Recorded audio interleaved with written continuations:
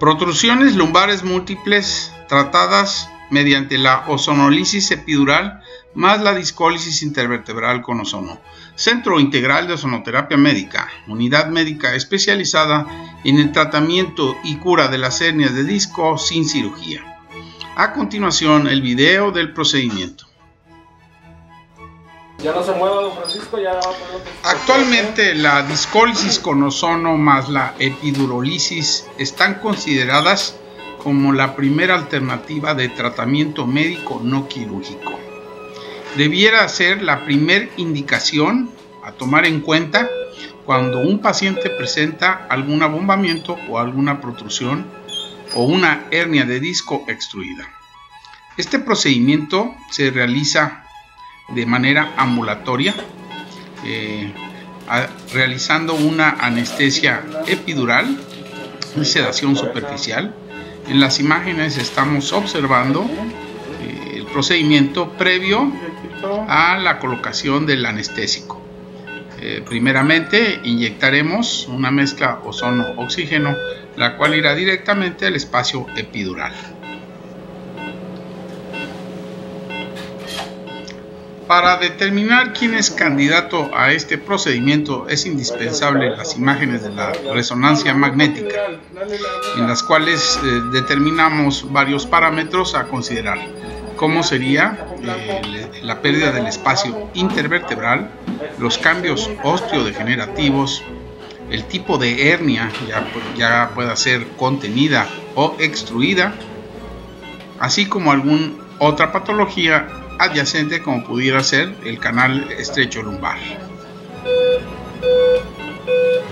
Estudios realizados en los cuales se aplicó el ozono epidural marcan claramente una mejoría clínica en un 94% de los pacientes en la primera semana después del tratamiento, demostrando que el ozono por vía epidural ejerce una importante función sobre la descompresión del canal, influyendo básicamente sobre su contenido, es decir, las partes blandas, y no sobre su continente, que sería el hueso, lo cual justifica la aplicación de esta técnica como una forma más de tratamiento en la estenosis del canal antes de la cirugía.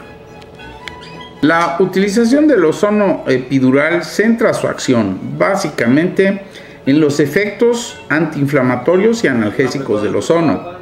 El primero por su capacidad para oxidar compuestos que contienen enlaces dobles, disminuir el grado de hipoxia tisular y restaurar los procesos metabólicos, corrigiendo el pH y el equilibrio electrolítico, mientras que el segundo afecta o está motivado por la entrada progresiva del oxígeno en la zona inflamada y la oxidación de los mediadores halogénicos que participan en la transmisión de la señal nociceptiva al sistema nervioso central, y claro, por la disminución de la cantidad de productos moleculares tóxicos.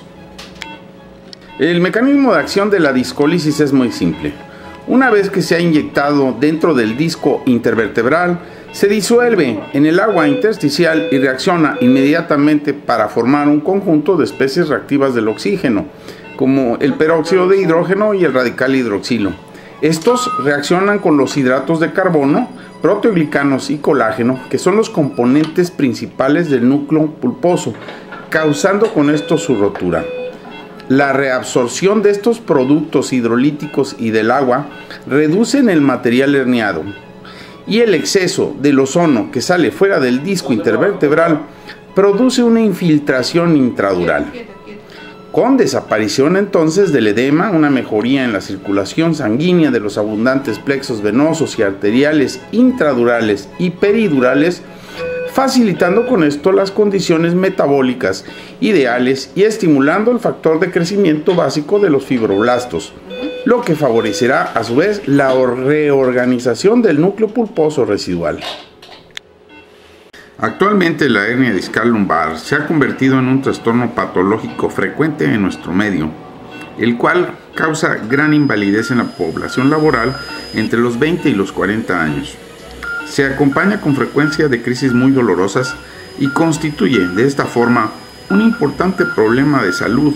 Aproximadamente el 80% de la población mundial ha padecido de dolor lumbar, y un 35% ha desarrollado ciatalgia. Además, 1 de cada 3 pacientes con cuadro doloroso lumbar o cervical tiene diagnóstico de hernia de disco. En el año 2002, el doctor Alexandre de la ciudad de Treviso, Italia, presentó un estudio multicéntrico sobre una muestra de 6.665 pacientes tratados con discolisis percutánea con ozono, con un resultado de 81% en la abolición del dolor y un 12.5% de mejorados. El disco intervertebral es el responsable y causante de cuadros clínicos específicos. El disco intervertebral, como una entidad anatómica, es el origen de 2 síndromes bien definidos. El primero y más conocido es la hernia del núcleo pulposo, cuadro fisiopatológico que se diagnostica con excesiva profusión, principalmente por aquellos médicos que no conocen en profundidad la etiopatología de la columna lumbar. El segundo, que es menos conocido a pesar de su frecuente aparición, es el síndrome de la rotura del anillo fibroso. Existe un tercer cuadro clínico en el cual el disco intervertebral es parcialmente responsable. Se trata del estrechamiento del canal central o lateral. Este síndrome se produce por la degeneración del complejo triarticular de Farfán. El disco intervertebral es una estructura algo compleja, situada entre 2 cuerpos vertebrales. Está diseñado para repartir el peso desde la vértebra superior a la inferior y permitir la articulación o movimiento entre ambas vértebras. El disco intervertebral tiene 2 componentes diferentes. El centro, llamado núcleo pulposo, es como una pelota o esfera de material muy elástico. Más del 90% de su composición es agua. Para que permanezca entre los 2 cuerpos vertebrales, este material está contenido en un estuche compacto denominado anillo fibroso, que es como un cilindro hueco que se adhiere a los cuerpos vertebrales y que aloja en su centro el núcleo pulposo. Dicho cilindro tiene unas paredes formadas por capas concéntricas constituidas por fibras que van en direcciones opuestas a las capas adyacentes. Siendo precisamente en este núcleo pulposo donde nuestra aguja, que fue introducida percutáneamente, como vemos en las imágenes, guiada en todo momento por los rayos X, nos permitirá inyectar la mezcla de ozono-oxígeno con la consecuente hidrólisis del material herniado, reduciendo de esta forma el tamaño de la hernia de disco. Este procedimiento, cabe mencionar que, de ser positivo y exitoso, los resultados deben de observarse dentro de las primeras 24 a 72 horas, es decir, todas las molestias como el dolor, el hormigueo, los calambres o el entumecimiento deben disminuir en al menos un 50% dentro de las primeras 24 horas. La discolisis con ozono y la epidurólisis con ozono, más la inyección de factores de crecimiento, son una técnica ambulatoria mínimamente invasiva que, bajo guía fluoroscópica, sedación y anestesia local, evita o disminuye ostensiblemente las complicaciones de la cirugía con excelentes resultados. En los últimos años, cada vez más aparecen estudios aleatorizados, controlados y de muestra grande con una evidencia científica adecuada en revistas de alto factor de impacto.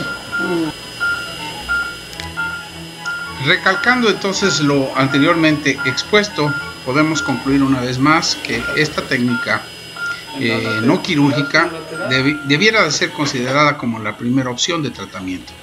Si usted requiere mayor información al respecto, no dude en contactarnos o escribirnos enviándonos sus imágenes de resonancia magnética para valoración vía WhatsApp a los teléfonos que aparecen en nuestra página web.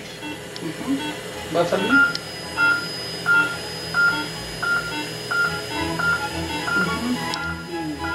Listo. Acá.